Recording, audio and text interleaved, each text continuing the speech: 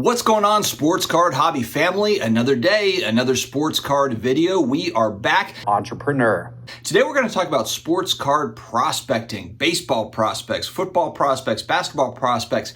Good, bad, what do we think about it? Before I dive in, big thanks to today's video sponsor and a place where you can easily buy, sell, trade, flip cards. COMC.com, your home for buying, selling, and flipping all the hottest trading cards. Now home to over 32 million cards from baseball's biggest stars like Shohei Ohtani, Aaron Judge, and Mookie Betts to Marvel favorites like Spider-Man, Thor, and Captain America. COMC has something for every type of collector, so make sure to visit COMC.com today to build out your collection with your favorite cards. There's a link in the video description as well as in the pinned comments below. Check out COMC.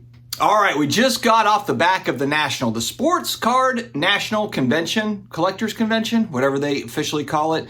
And one thing that is always a constant, it feels like, the last 3 years that I've gone to this show is there's always going to be kind of the fun, speculative, quarterback type stuff that's out there. We've got football season knocking on our door. We just had, Jets-Browns Hall of Fame game to open up the season. Yes! Preseason is upon us. We are here. We're 30 days out really from kickoff, from regular season. It's amazing. And this is a fun time for football card collectors. And so as a New Orleans Saints fan, last year I bought a Jameis Winston rookie card. I bought one pretty good Jameis Winston rookie card autograph for $150. I ended up selling it at a loss for $110. It happens, but it adds an element of fun to my season. Now, am I buying all the Saints players cards and all that stuff? No. I'm not doing that. But I thought it'd be fun to just kind of speculate on, a couple players here and there. And for me, I'm probably 5 to 10% speculating on very unproven stuff. Now, you could argue that all of this stuff is speculation. That's fine. But what I'm more getting at is, as opposed to buying, GOATs or Hall of Famers, actually buying active players that maybe haven't done a whole lot. That to me is really kind of heavy prospecting, speculating. And we see that with Bowman firsts in baseball. People love doing that. In basketball, you've got, is this an underrated draft pick? Maybe I should pick up silver prisms of this particular player and see what happens with him. I think he's going to move up the depth chart. Maybe he'll start at some point. In football, it's mainly quarterbacks. Yeah, there's some running backs and wide receiver type stuff, but for the most part, it's quarterbacks. Which QBs are going to get in the game or which ones are going to take that next step, whether it be a Joe Burrow or a Josh Allen. And that's really why you've seen such huge spec money fly into QBs, especially high-end stuff for these guys over the last couple of years. It's tapered back now where you've seen, prices really come down pretty dramatically on a lot of these newer quarterbacks. Still expensive though. There's still a lot of expensive QB cards out there. We are in an era of daily fantasy football, sports betting, and all this stuff. So to me, where can prospecting actually make sense? To me, I've played daily fantasy where it's, $5 for the buy-in for the week, and you pick your fantasy football team on Sunday, and it adds kind of a fun element to, okay, I'm already watching all these games on Sunday, and now I'm paying attention to the separate fantasy lineup. I've got a $5 buy-in to hope to win a grand prize of $5,000 or $10,000, let's say. And it's really for fun. You're throwing $2 in or $5 in. You can play some of them for $1, so it's not costing necessarily a lot of money.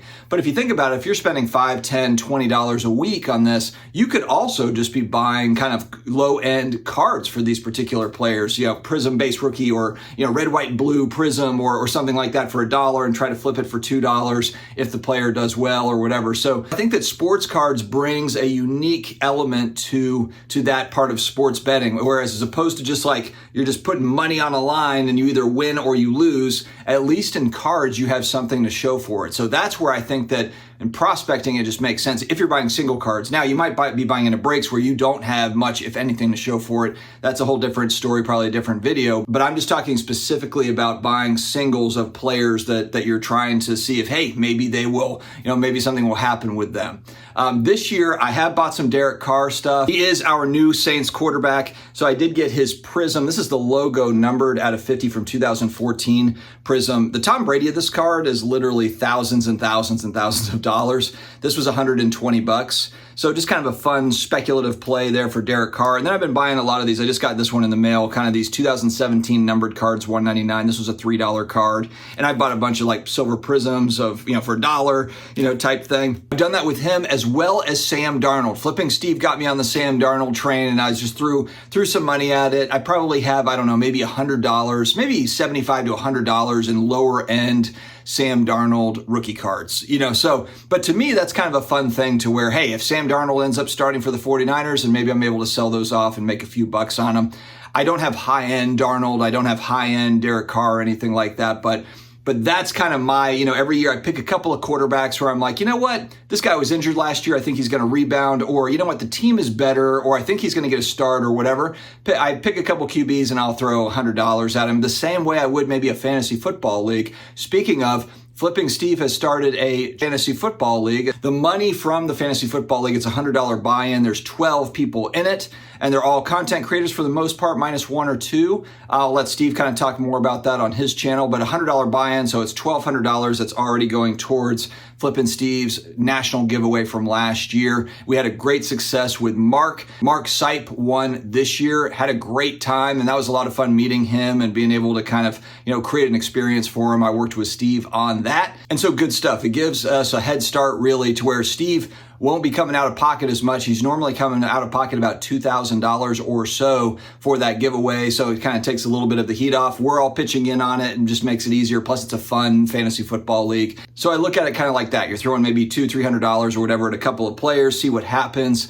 And that's that. And it adds kind of a fun element to watching the games. It's an element of sports betting, but you have something to show for it. You have a little bit of something to fall back on. Now, maybe some people would say like, hey, I'd rather just do the sports betting thing where it's like win, lose, and be done with it. But to me, that just feels a little bit empty. It just doesn't do it for me. But I think the main point here is that the hobby, and look, it always has been. I had a buddy's dad back in 1990 that used to stack 89 score boxes up in his closet, and he was stacking them to hold on to them because of the great draft class, great players coming out.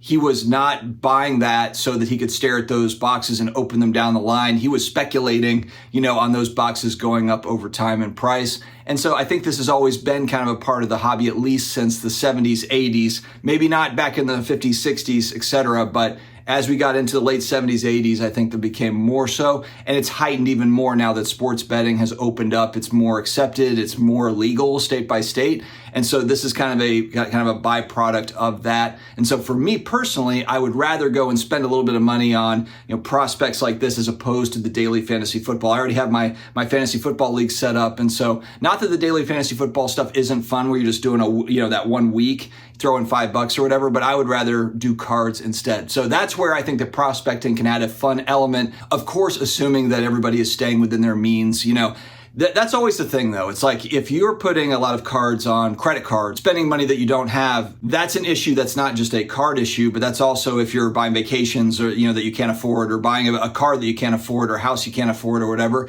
It all falls under the same bucket. So just like you wouldn't buy all those things you can't afford, also with prospects, it's the same sort of thing. It should be more of like a side fun thing, like a little side sports betting thing, not like I need this to hit to pay the rent next month. That's not what it should be. So, all right, guys, that's all I've got for today. Stay healthy, stay awesome, and I will talk to you again later.